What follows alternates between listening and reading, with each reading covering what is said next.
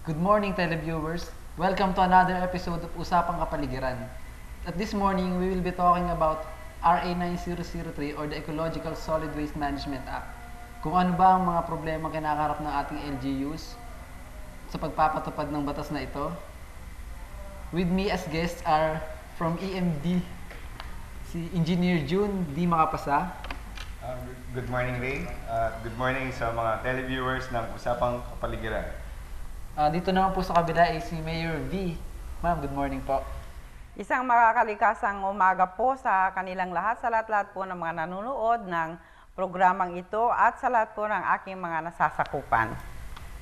So, para maliwanagan tayo kung ano talaga ang RA 9003, tanungin na po natin si Engineer June kung ano ba talaga ito. Sir, what is all about that provision of RA 9003 na kailangan i-convert yung mga disposal facilities natin to control dumps? It is stated under Section 35 of that law that all dump site na mini-maintain ng mga local government units on their area must be converted to controlled dump facility by year January 2006.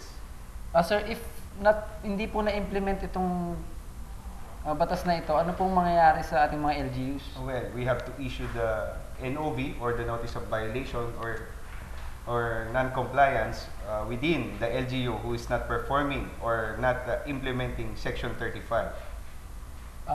Kausapin naman po natin ngayon si Mayor V para malaman po natin ang kanilang side kung may mga problema ba silang hinaharap. Ma'am?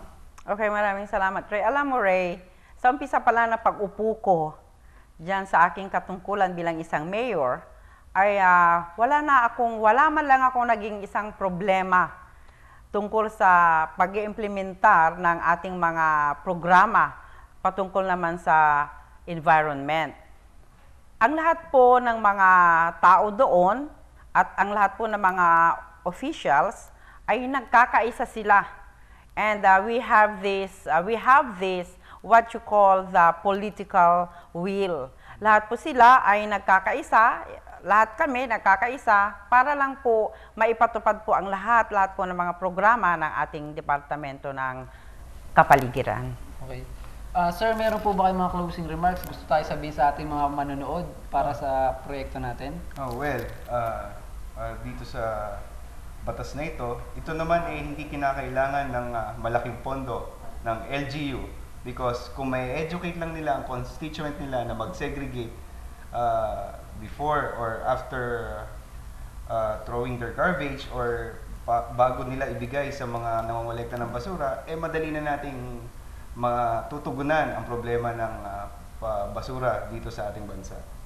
Okay, sir. Thank you po. Ma'am, kayo po, meron pa po parang gusto sabihin sa ating mga manonood? Okay, Ray.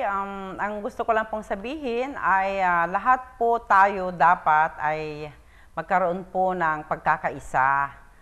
And para po sa kapakanan ng ating mga anak at mga anak sa mga next generations, ay talaga pong kinakailangan na tayong gumalaw para po naman dito sa kalinisan ng ating kapaligiran. And one more thing, at nandito naman po yung ating mga kasamaan sa DENR.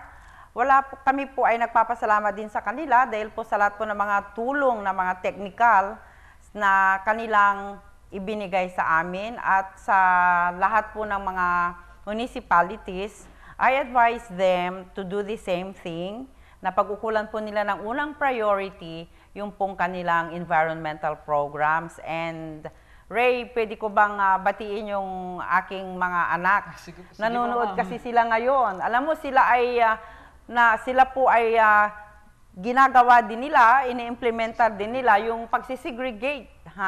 And they follow by heart yung ating pong 9003 na Republic Act. So, kay Luis at saka kay Christian at saka kay Senator Ralph na rin. Maraming salamat po.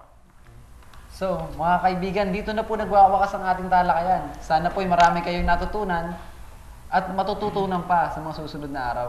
So, ugaliin po natin mag-segregate ng basura para makatulong po tayo sa proyekto ng ating gobyerno. Hanggang sa muli po, paalam.